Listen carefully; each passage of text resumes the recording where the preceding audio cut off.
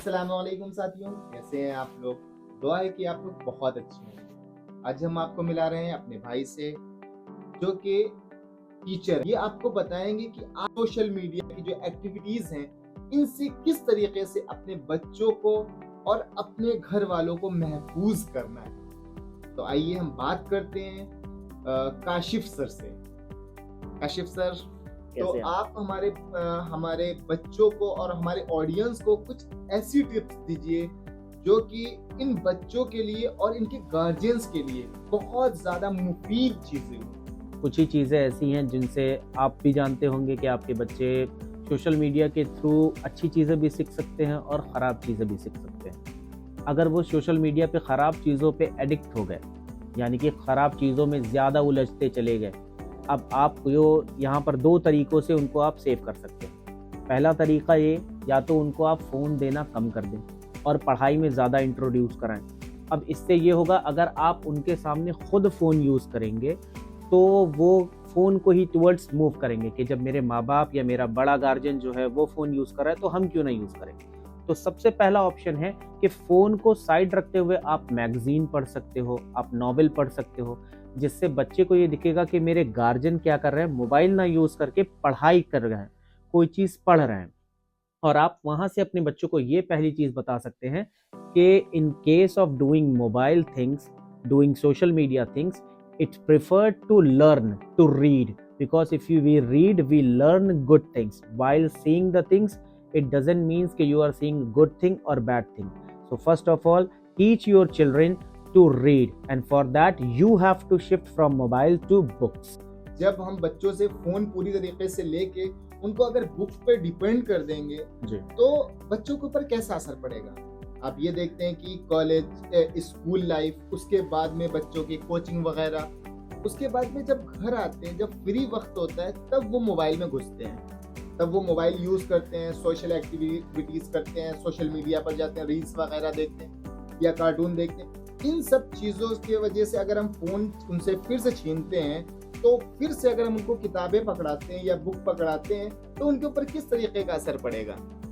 बहुत अच्छा क्वेश्चन पूछा आपने, कि आजकल के टाइम में पेरेंट्स सबसे पहले यही पूछता है हम लोगों से कि सर अगर मोबाइल ले लेंगे तो फिर बच्चा क्या करेगा। बच्चा हमारा स्कूल से आता है, इतना बर्डन उसके ऊपर होता है, इतना होमवर्क मिलता है, फिर ट्यूशन वाले सर आ जाते हैं या बच्चा कहीं कोचिंग पढ़ने चला जाता है। अब वो बच्चा भी कहता है कि सिर्फ मेरे पास 2 से 3 घंटे मिल रहे हैं, उसमें अगर मैं मोबाइल नहीं यूज़ करूँ तो मैं क्या करूँ। बिल्कुल बिल्कुल। तो एक जेन्युइन सवाल है, आपने बहुत अच्छा सवाल पूछा। तो इसका आंसर ये है कि हम लोग भी अपने बचपन में बड़े हुए हैं। हमारे वक्त में जो है मोबाइल बिल्कुल नहीं था, मानते हैं आप? जी, और जो बच्चों के माँ-बाप हैं वो हमसे भी एज में बड़े होंगे, वो भी पढ़े हैं, वो भी बड़े हुए हैं, उनके माँ-बाप ने भी उनको पाला। क्या उस वक्त मोबाइल था?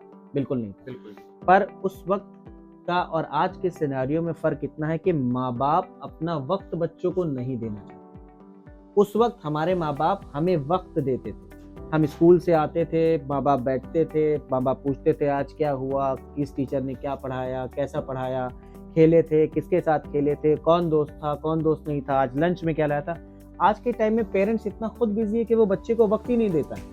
ये पेरेंट्स की होल सोल रिस्पॉन्सिबिलिटी है। वो क्या करता है, अपना पत्ता साफ करने के लिए उसको मोबाइल देता है बच्चे को। बिल्कुल बिल्कुल। कि आप लो बेटा देखो। आप आजकल का एग्जाम्पल आप देखिए कि छोटा सा बच्चा होता है, माँ के पास इतना वक्त नहीं है कि वो उसकी क्या कर सके, देखभाल कर सके, ठीक है। तो वो क्या करती है, मोबाइल लगाती है, रील लगाती है और दे देती है। अब वो बच्चा क्या हुआ, शुरुआत से वो एडिक्ट हो गया। अब आपको लगता है कि जब वो बड़ा होगा आप उससे मोबाइल छीन पाएंगे? बिल्कुल नहीं छीन पाएंगे। तो ये माँ बाप का पहला फर्ज है कि जैसे आए बच्चे के साथ टाइम स्पेंड करिए। बच्चे को टीवी देखना है, मूवी देखना है, कुछ भी करना है, माँ बाप बैठे वहां। ये माँ बाप बैठे और बच्चों को क्यों? क्योंकि अगर वो माँ बाप के अंडर गाइडेंस में देखेंगे तो वो कुछ गलत नहीं देखेंगे, ऐसी चीजें देखेंगे जिससे कुछ नॉलेज आएगी। हम ये नहीं कह रहे कि टीवी और मोबाइल पूरी तरीके से गलत ही है, उससे बहुत ही अच्छी चीजें भी आप सीख सकते हैं। बट बच्चों को ये डिफरेंस नहीं पता है कि अच्छा क्या है और खराब क्या है। वो अच्छी चीजों पे उतना तवज्जो नहीं देंगे क्योंकि उनको पता है ये पढ़ाई है, ये हम बोर हो रहे हैं स्कूल में जाके, हम स्कूल में ही पढ़ रहे हैं। वो उस तरफ की उन चीजों की तरफ भागते हैं जिसपे क्या है, अट्रैक्शन ज्यादा है, नॉलेज नहीं है, डिस्ट्रैक्शन है। तो सबसे पहला स्टेप माँ बाप को लेना है कि वो उनको, अपने बच्चों को क्या करना है, वक्त देना।